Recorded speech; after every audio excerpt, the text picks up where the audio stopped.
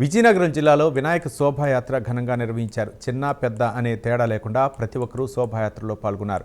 కోలాటం, విచిత్ర వేషధారణలతో వినాయకుడి శోభాయాత్ర కన్నుల పండుగగా సాగింది. ఇక దీనిపై మరింత సమాచారం విజయనగరం నుంచి మా ప్రతినిధి నాగేంద్ర ప్రసాద్ అందిస్తారు.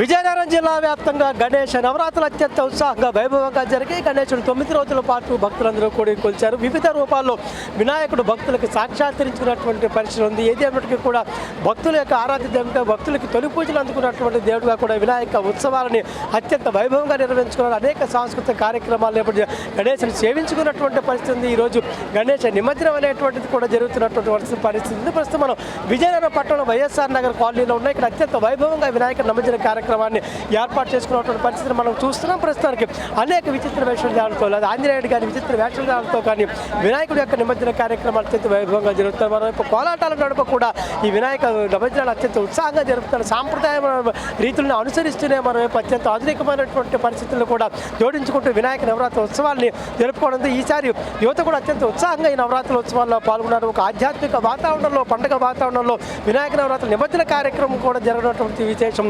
ప్రధానంగా కూడా వినాయకుడి యొక్క ప్రాధాన్యతని, వినాయకుడు తొలుపుదంతుకున్న వైనాన్ని కూడా ఈ గణేష్ నిమజ్జనం నేపథ్యంలో గణేష్ చరిత్రను కూడా యువత కానీ లేకపోతే విద్యార్థులు కానీ చిన్నారులు కానీ తెలుసుకున్నటువంటి పరిస్థితి. పార్వతీదేవి తనయుడిగా వినాయకుడు ఎలా జన్మించాడు, శివుని యొక్క ఖండన, వినాయకుడిని ఖండించినటువంటి వైనాన్ని, ఇవన్నీ కూడా అనేక ఆధ్యాత్మిక నేపథ్యాన్ని, శివుని యొక్క చరిత్రని, వినాయకుడి యొక్క జన్మ వృత్తాంతాన్ని, అలాగే గణనాథులుగా ఆయన రూపొందినటువంటి వైనాన్ని కూడా ఈ వినాయక నవరాత్రుల నేపథ్యంలో అందరూ తెలుసుకున్నటువంటి పరిస్థితి. వినాయక నిమజ్జనోత్సవం ఒక అత్యంత వైభవంగా విజయనగరం జరుగుతున్నటువంటి పరిస్థితిని మనం చూస్తున్నాం. కెమెరా పర్సన్ కిషోర్తో నాగేంద్ర ప్రసాద్, విజయనగరం.